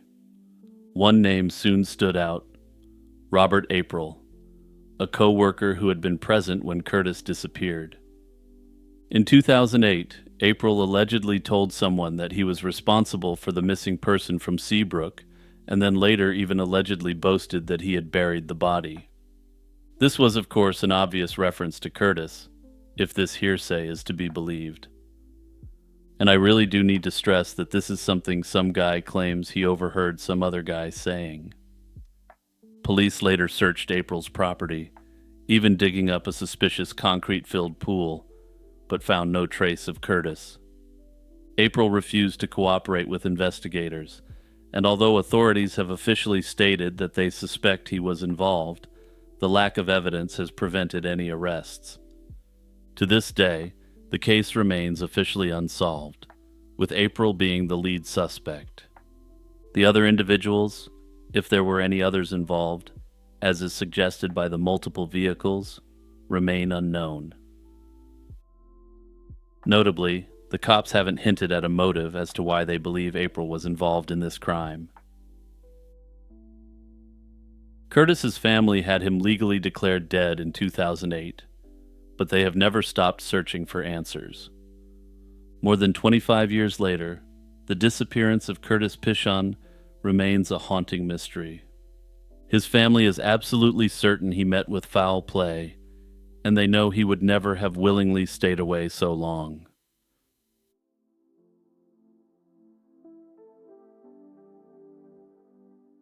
A summer rescue mission high in the mountains of Hokkaido was supposed to be routine, but what the helicopter crew found that day was anything but ordinary. As the chopper skimmed over the Daisetsuzan National Park on July 24, 1989, searching for 2 missing hikers, the pilot spotted something astonishing on the ground below. It was giant white letters spelling out SOS in the middle of the green wilderness. The makeshift distress signal had been formed by birch tree trunks, each about 15 feet long, arranged to catch the eye of anyone flying overhead. The crew zeroed in and soon located the lost hikers, 2 men from Tokyo, a couple miles north of the mysterious sign. Relieved, the rescuers whisked the pair to safety, assuming the improvised SOS had been the handiwork of these very hikers. But as the helicopter team went over the site and congratulated them on their clever signal, the 2 men exchanged baffled looks. They hadn't made any sign at all. In that moment, a routine rescue transformed into the start of one of Japan's most perplexing wilderness mysteries. The revelation sent a chill through the Hokkaido authorities. If the enormous SOS wasn't made by the rescued hikers, then who had put it there? The search team suddenly realized there might be another stranded person out there. Someone who had painstakingly arranged 19 birch logs into a desperate plea for help and never lived to see rescue. Due to fading daylight on the 24th, authorities had to wait until the next morning to investigate the area around the sign. On July 25th, A second search party returned to the remote mountainside to scour for clues near the giant letters. The sign lay on a marshy slope about 2 miles from Mount Asahidake's summit, not far from the headwaters of the Chubetsu River. It wouldn't take long for them to discover that the silent symbol was indeed the harbinger of a tragedy. Scattered bones were soon found strewn near the wooden sign, confirming the team's worst fears. The skeletal remains had been disturbed by animals, with bite marks on many of the fragments. More eerily, investigators noted that some bones were broken in ways suggesting the person had suffered serious injuries before death, possibly from a fall in the treacherous terrain. As the search expanded, police made another grim find. A small hole or crevice in the ground, just large enough for a person to huddle inside, containing an abandoned backpack and assorted personal items. This hidden cache was like a time capsule from the past. Inside the pack were items that hinted at the identity and fate of the mystery victim. There were 2 cameras, a tripod, a notebook, a pair of men's basketball shoes, a couple of toothbrushes with toothpaste, and a portable tape recorder with 4 cassette tapes. Perhaps most crucially, there was also a driver's license. The name on the ID was Kenji Iwamura, a 25-year-old man from the city of Konan in Japan's Aichi Prefecture. The discovery of Kenji Iwamura's belongings brought a sense of clarity to the situation. Police now had a probable name for the deceased camper. Kenji had gone missing 5 years earlier, in the summer of 1984. Back on July 10, 1984, Kenji, an office worker and avid outdoorsman, had set off alone on a hiking trip to Mount Asahidake, part of the same national park where the SOS sign now lay. He was reportedly taking a week off after a job promotion to explore the scenic Hokkaido wilderness. Before heading into the mountains, Kenji checked in at a local lodge near the trail. Staff later recalled warning him that the weather was turning foul and the route could be dangerous, advising him to wait for better conditions. But the young hiker was eager and undeterred. He departed for the climb despite the cautions, aiming to reach the summit against all odds. When Kenji failed to come back to the lodge or show up at work the next week, a missing person report was filed, and local police conducted searches in 1984. At the time, they found no trace of him in the vast expanse of forested peaks. Kenji Iwamura seemed to have vanished into thin air. Now, 5 years later in 1989, it appeared that his final message had literally been spelled out on the mountainside, tragically unnoticed for years. The giant SOS sign spotted by chance in the helicopter search had likely been built during Kenji's ill-fated excursion and stood as a silent witness to his plight. Indeed, when authorities consulted old aerial photographs of the area, they discovered that the huge SOS had been visible in images dating back to at least September 1987. For at least 2 years prior to its 1989 rediscovery, the sign, and possibly Kenji's remains, lay hidden in plain sight, undetected by other hikers or rangers. And yeah, you may have noticed I said possibly.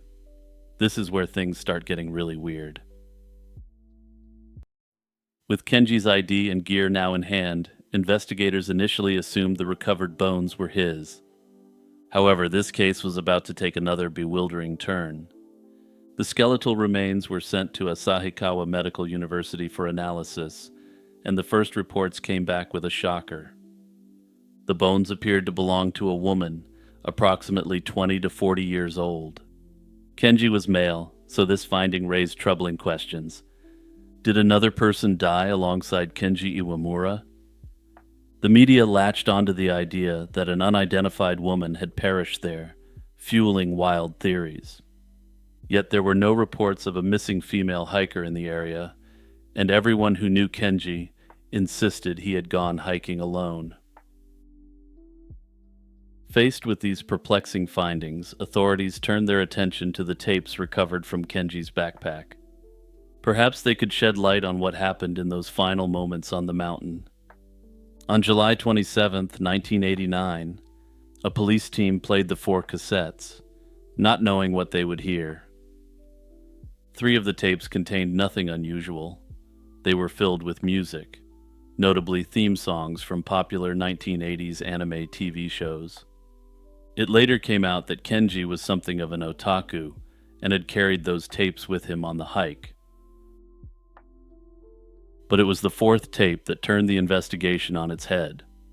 This cassette held a 2-minute and 17-second recording of a voice, a young man, shouting in panicked Japanese. In the crackling audio, he's yelling SOS and begging for help over and over. He frantically explains that he's stuck on top of a cliff and cannot move. The voice is strained, desperate, and echoing with the hopelessness of someone who truly believes these might be his last words. Hardened police officers listening to the tape were haunted by the sheer desperation in those recorded shouts. It was as if Kenji Iwamura had used the last of his strength to make an audio message in hopes that rescuers might find it. Yet, the method was puzzling. A tape recorder is not a transmitter, so why record a plea for help that no one would hear in time? One theory was that Kenji had intended to use the recording in lieu of his voice if searchers came near. He planned to use it if he grew too weak to shout, or maybe he did it just to leave it behind as a metaphorical message in a bottle. Another possibility is that he simply left the recorder running by accident, and it captured his final cries without him realizing. To this day, we don't know for sure. The only thing certain is that the tape preserved a chilling moment in time, a young man alone on a mountainside, calling out for salvation that would not arrive in time. Interestingly, when police played the tape for Kenji Iwamura's parents later on, the grieving family couldn't conclusively identify the voice as their son's. It's possible the agony and exhaustion had distorted his voice beyond recognition, or perhaps the voice might belong to someone else entirely. The tape's existence and the parents' doubt opened the door to yet more speculation. By early 1990, the case of the SOS sign had advanced somewhat, but many mysteries remained unsolved. After re-examining the bone fragments, authorities corrected their earlier mistake and concluded that all the remains belonged to one person. Further, despite the earlier confusion, that person was male, and in February 1990, the police formally announced that the skeleton was now believed to be Kenji Iwamura. Yet, if Kenji Iwamura died there in 1984, critical questions lingered. How had a lone, injured man built an SOS sign of such magnitude? And if he didn't build it alone, who helped him? The wooden letters on that slope were enormous. Each letter was roughly 10 to 16 feet across, composed of multiple heavy birch logs stacked 3 high. Analysis by forestry experts estimated it would take a strong, able-bodied person at least 2 days of hard labor to assemble such a sign with the available timber. Kenji, however, was described in the autopsy as having a slight, thin build, so much so that the authorities had initially very confidently misgendered his remains. Simply put, Kenji was no strapping Japanese woodsman by any stretch of the imagination. Further, the injuries to his skeleton suggest he had broken bones that would have left him weak or immobilized before he died. Building the huge SOS under those conditions would verge on the impossible, unless he had injured himself in the process of making the sign.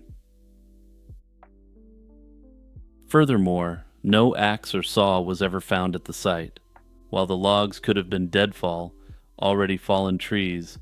Arranging them so neatly likely required cutting tools, or at least tremendous effort to drag and position. So how then did the SOS sign come to be? One leading theory suggests that Kenji Iwamura may not have been completely alone during his ordeal. Perhaps he crossed paths with another lost hiker on the mountain. In this scenario, after Kenji fell and injured himself, explaining the fractures in his remains, the other person tried and failed to carry him out of the ravine. Kenji, unable to walk, might have urged this companion to go find help. Before leaving, the unknown helper could have gathered birch logs to create a massive signal nearby, hoping it would lead rescuers to Kenji. The theory continues that the companion then set off to seek rescue but never made it, perhaps falling victim to the elements as well, or turning back after getting lost. If this hypothetical Good Samaritan perished or failed to inform authorities, it would explain why no one ever came for Kenji. The Hokkaido police themselves considered this two-person theory as a strong possibility. It neatly accounts for the scale of the sign and the absence of a cutting tool. A healthier, strapping Kintaro type of fella could have done the heavy lifting and chopping. It also might explain why Kenji's family didn't recognize the voice on the tape. Conceivably, it could have been the other man's voice on the recording. However, this theory has one glaring hole. No evidence of a second person was ever found. No extra set of belongings, no second skeleton, no additional names in lodge logs or missing persons reports. Despite being plausible, it remains purely speculative. On the other hand, perhaps the simplest explanation is closer to the truth. Kenji Iwamura may have been more resourceful and determined than anyone guessed. Despite his injuries, maybe he did manage to slowly drag and stack logs into an SOS sign over many agonizing days, driven by sheer will to survive. Human beings in life or death situations have accomplished incredible feats of endurance and strength. In this version, everything at the site was essentially his doing, a solo struggle against nature with a tragic ending. Officially, the case was closed with the conclusion that Kenji was alone and died due to an accident in the wilderness. Yet even the police admitted that some aspects would forever remain unanswered. And remember how this story started out? Well, in a bittersweet twist of fate, his SOS sign did save lives, just not his own. 5 years after Kenji disappeared, that weathered SOS ended up leading rescuers to 2 lost hikers, bringing them home safely. This final act of desperation thus became an unintended beacon of hope for others. Hey everyone, it's Jimmy here with my usual reminder about clicking the like button and subscribing. Also, don't forget to check out my podcast, Lazy Chill True Crime, by clicking the links below or searching it up wherever you listen. I've got content on there from 2 of my channels, plus some bonus stuff you won't hear anywhere else. Late one September night in 1903, the quiet farming community of Van Meter, Iowa lay dark and silent. Without warning, that silence was shattered by a bizarre disturbance. While walking home after midnight, local businessman U.G. Griffith noticed a strange light bobbing atop a downtown building. As he approached, the light vanished, and he initially suspected a prankster with a lantern, but the light's uncanny movements quickly defied that explanation. Moments later, it reappeared on another rooftop entirely, darting far too swiftly for any human. The next night, around 1 a.m., Dr. Fred Alcott was jarred awake by a blinding beam shining through his window. Grabbing his gun, he rushed into the street and came face to face with an unimaginable sight. Also, by the way, if you're into people just wildly blasting at unidentified creatures, this is absolutely the story for you. But let's get back to the tale of the Van Meter visitor. The good doctor saw a towering humanoid figure, at least 8 or 9 feet tall, with enormous bat-like wings. A blunt horn protruded from its forehead, and from that horn a brilliant light shone, as if a living searchlight were attached to the creature's head. In a panic, Alcott fired 5 shots at the monster, despite it posing no apparent threat, but the bullets had no effect. The winged being simply turned and glided off into the darkness, leaving the stunned doctor trembling in the silent street. By the following day, news of the winged visitor spread, and fear took hold of the town. On the third night of sightings, bank cashier Clarence Dunn kept watch at his workplace, determined to confront whatever was lurking in the dark. In the dead of night, a bright light suddenly flooded through the bank's window. The creature was outside. Dunn grabbed a shotgun and fired through the glass, sending the intruder flapping away into the shadows. In the morning, townsfolk found huge three-toed footprints in the mud near the bank's door, nothing like tracks of any known animal. Excited and alarmed, Dunn cast one of the prints in plaster as proof of the encounter. Not long after, a hardware merchant named Orville White had his own chilling run-in with this animal, and you best believe Orville was strapped and ready for battle. Awakening to strange sounds, he stepped outside with a rifle at the ready and a revolver as backup and saw the beast perched atop a telephone pole, its forehead light cutting through the darkness. White took aim and shot at the creature, as was the style at the time.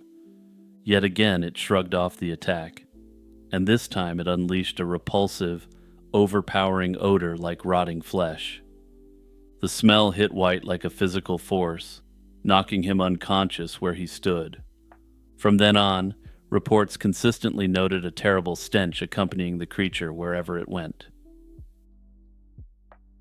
The once skeptical townspeople were now convinced something real and dangerous was stalking their streets. According to one newspaper, all of Van Meter's men, women, and children were in a state of terror.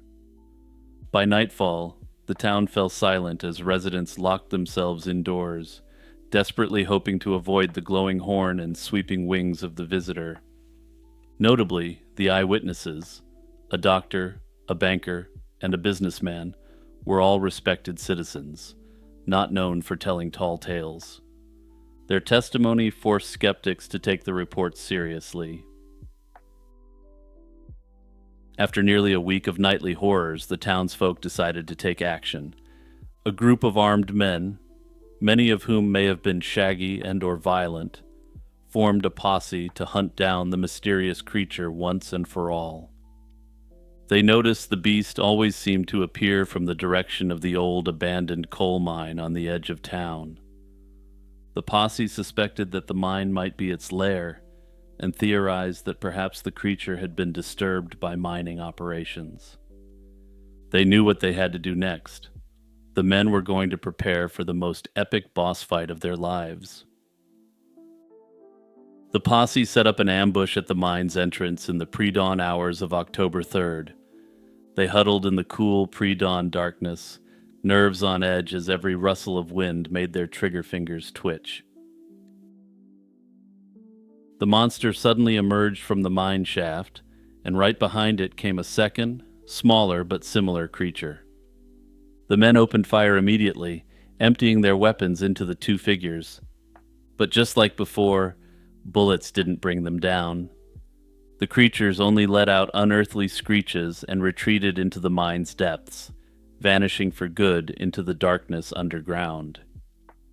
Not willing to let them escape, the posse hastily barricaded the mine entrance with boards and rocks, determined to imprison the beasts below forever. After that fateful morning, the Van Meter visitor and its companion were never seen again. What remained were frightened but relieved townspeople, and an incredible story that would be retold for generations. In the aftermath, people struggled to classify what the Van Meter visitor could have been. The bizarre description, part human, part bat, with a luminous horn, invited comparisons to other legendary creatures. Contemporary accounts pulled from local Native American legends of the region that also speak of giant supernatural birds. Thunderbirds that could shoot lightning from their eyes or beaks were well known in the area even by that time, with sightings being somewhat common. The notion of a huge winged being emitting blinding light resonated with those ancient tales, leading some to wonder if the story of the Van Meter visitor was the legendary creature. A few more imaginative souls even mused that perhaps it had been a gargoyle come to life. Later cryptid enthusiasts drew upon the broader lore about these creatures. Some noted similarities to the Jersey Devil, a famed New Jersey cryptid described as a winged, horned creature, suggesting that it may have moved west along the frontier.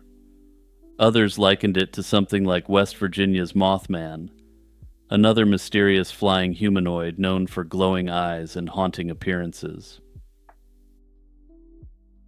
Researchers and skeptics offered more grounded theories to explain the Van Meter mystery.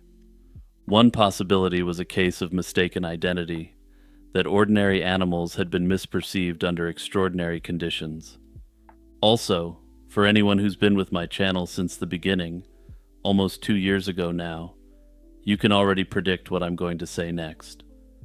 A large great horned owl might loom frighteningly in dim light, and their features could be distorted by fear.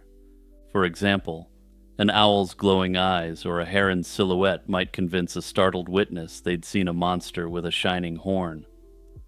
The plaster cast of the three-toed footprints could even have been an unusual bird track, interpreted as something monstrous by imaginative locals. So yeah, it could have been a standard owl misidentification, a theory I personally have about a lot of otherworldly encounters. In addition, some historians have suggested the incident was an elaborate hoax or mass panic. Early 20th century newspapers were known for publishing sensational wild monster tales, and it's possible a prankster in Van Meter sparked a chain reaction of hysteria. Once a few terrified reports came out, others might have subconsciously exaggerated their own encounters. Fear can be infectious, and a collective fright might have led the townspeople to literally shoot at shadows, convincing themselves a fantastic creature was afoot. Of course, there are those who maintain that something truly unexplained visited Van Meter. More paranormal theories propose that the creature was not a misidentified bird or a hoax at all, but perhaps a cryptid or supernatural entity. Some paranormal enthusiasts think the visitor might have been a prehistoric survivor, maybe a living pterosaur that found refuge in the caves. This would explain its leathery wings and horned reptilian appearance.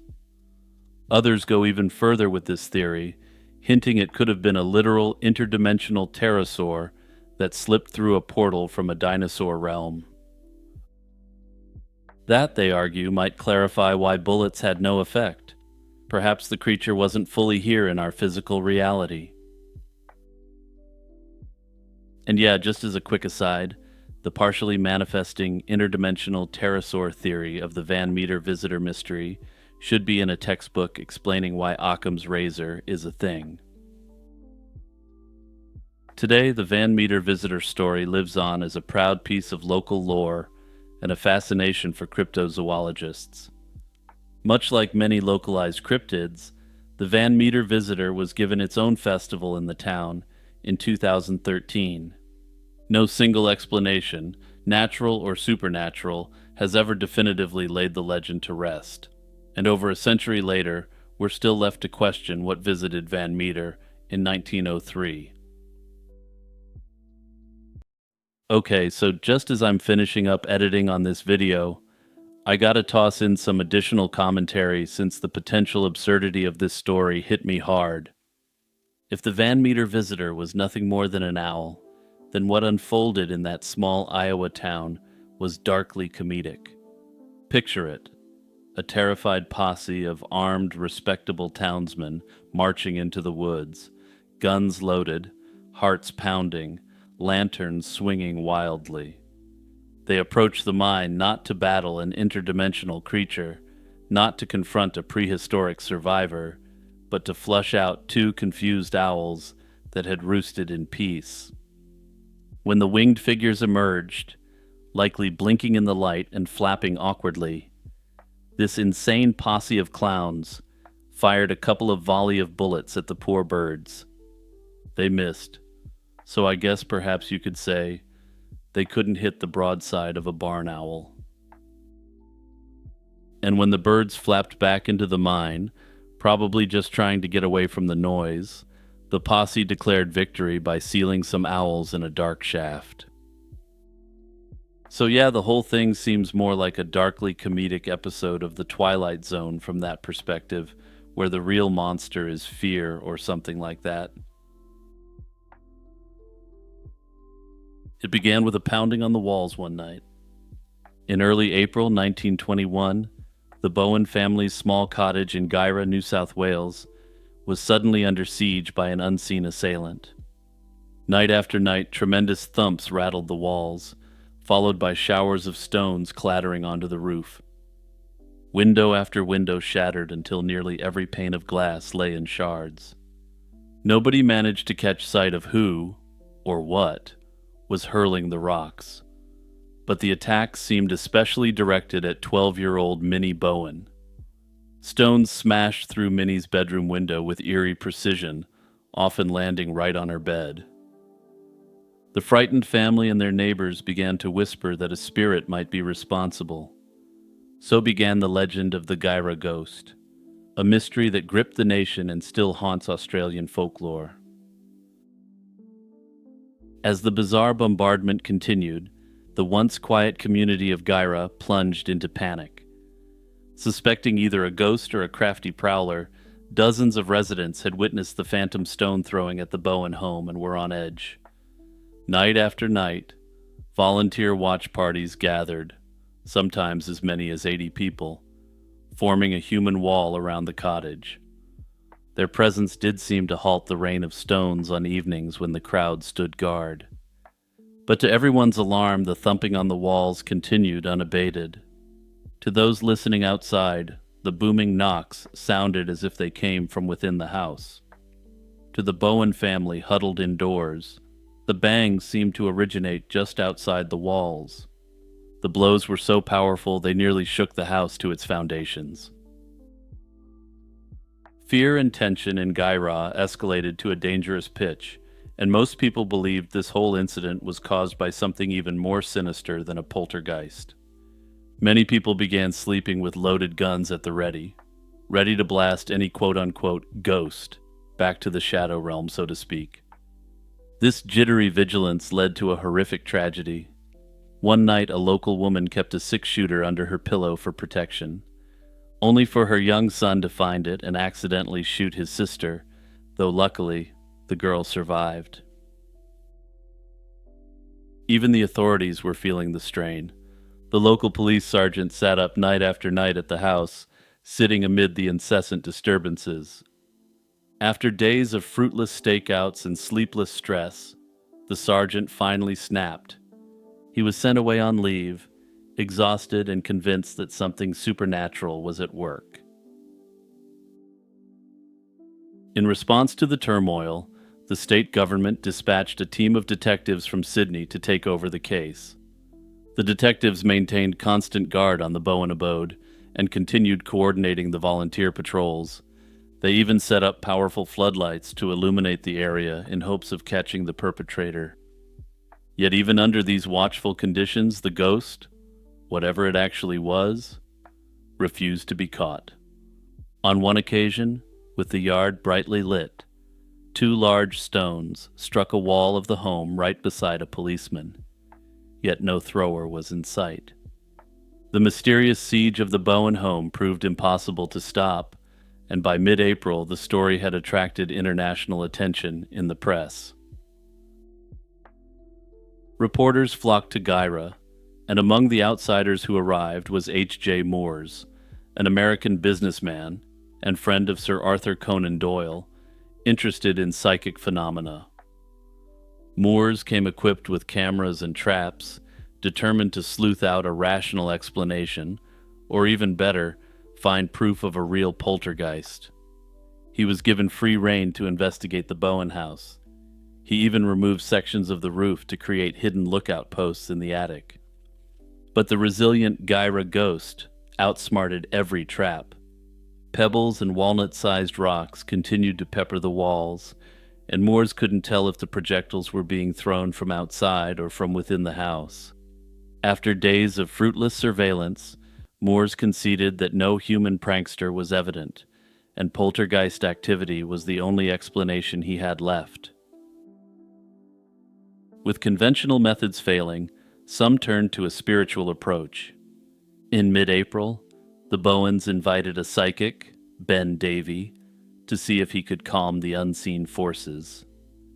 Davy learned that Minnie had an older half-sister, May, who had died just 3 months before the disturbances began.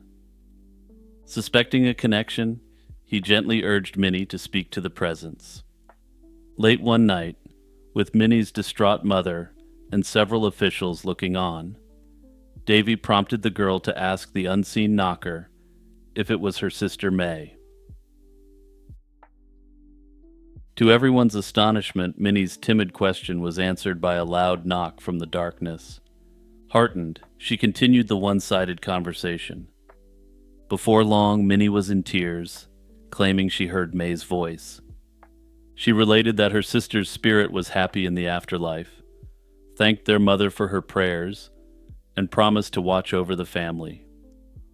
Strangely enough, after Minnie's emotional attempt to communicate with May, the nocturnal attacks ceased entirely, but only for a short time. For several days, the Bowen household enjoyed quiet, but just as they started to believe the nightmare was over, the phenomena started up again with renewed fury. In late April, as a last resort, Minnie was sent away to live with her grandmother in the town of Glen Innes, about 25 miles from Guyra.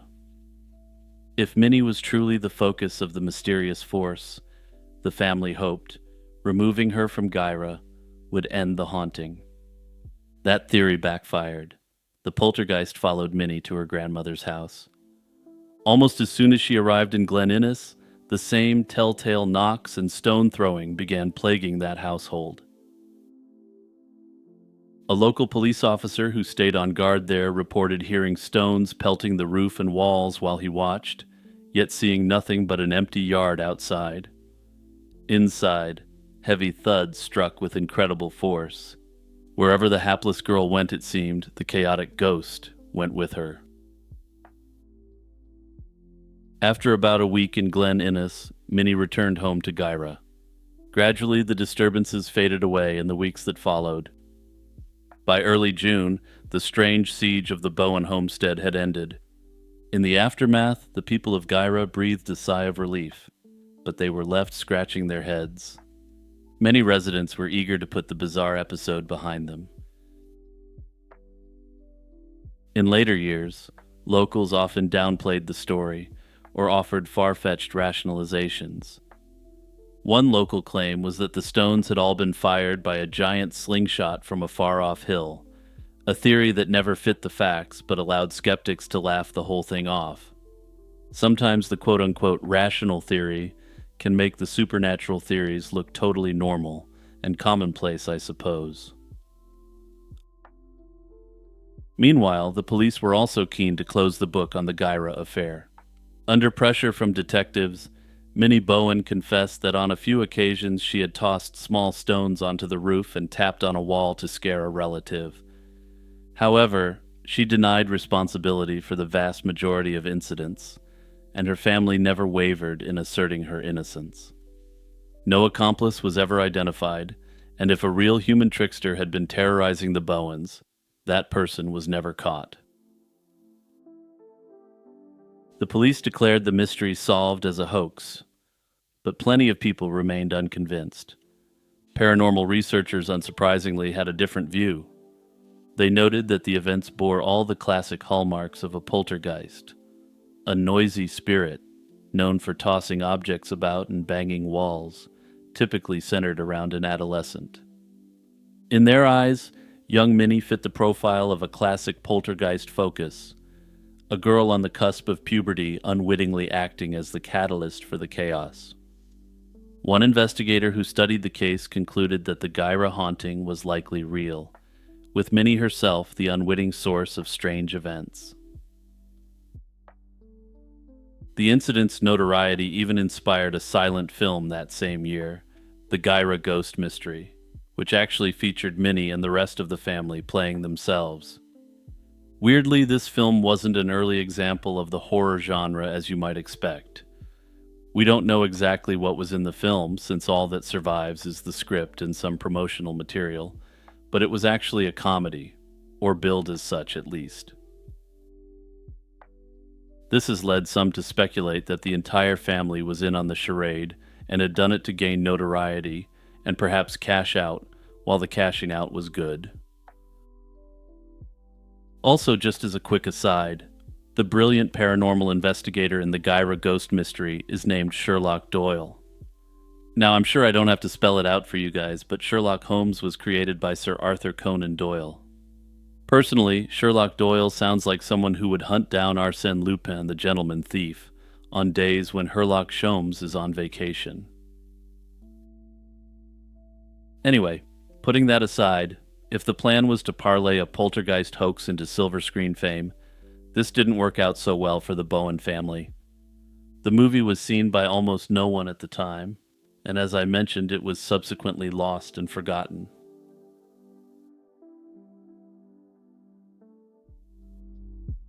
Heinrich Cornelius Agrippa's 3 books of occult philosophy stands as a cornerstone in Western esoteric literature. Published in 1533, this comprehensive work delves into the realms of natural magic, astrology, and divine mysteries, reflecting the Renaissance's fervent quest to harmonize science with mysticism. Agrippa, a German polymath born in 1486, was deeply immersed in the intellectual currents of his time. His engagement with Hermeticism, Kabbalah, and Neoplatonism is evident throughout his writings. The 3 books of occult philosophy emerged during a period when Europe was experiencing a resurgence of interest in ancient wisdom and esoteric traditions. This era, marked by the Renaissance, saw scholars striving to reconcile classical knowledge with contemporary thought. The treatise is divided into 3 distinct books, each addressing different facets of what was then defined as occult philosophy. The first book explores the natural world, emphasizing the hidden properties of elements, plants, animals, and minerals. Agrippa discusses how these natural objects possess inherent virtues that can be harnessed through proper understanding and application. He delves into the 4 elements, earth, water, air, and fire, and their corresponding qualities, asserting that a deep comprehension of these elements is essential for practicing natural magic. The second book transitions to the influence of celestial bodies on the terrestrial realm. Agrippa examines the astrological correspondences between planets, stars, and earthly events. He elaborates on how the positions and movements of celestial bodies can affect human affairs, weather patterns, and natural phenomena. This section underscores the belief that the macrocosm, the universe, and the microcosm, the individual, are interconnected. The third book delves into the realm of ceremonial or ritual magic. Agrippa provides insights into the invocation of spirits, the use of talismans, and the performance of rituals to achieve specific outcomes. He emphasizes the importance of purity, intention, and adherence to specific protocols when engaging in such practices. This book reflects the synthesis of various esoteric traditions, including Kabbalistic and Hermetic teachings. The work's integration of various esoteric disciplines provided a framework that many later practitioners built upon. Despite its acclaim, Agrippa's work was not without controversy. The Catholic Church, wary of the potential heretical implications of such esoteric writings, scrutinized and often condemned works on magic and the occult. Agrippa himself faced criticism and suspicion, leading to periods of hardship and persecution. His writings were included in the Church's Index of Forbidden Books, reflecting the tension between emerging Renaissance humanism and established religious orthodoxy. However, he was ultimately able to continue his work and be held in high esteem because he didn't hold himself out as an occultist, but rather someone who was just documenting phenomenon.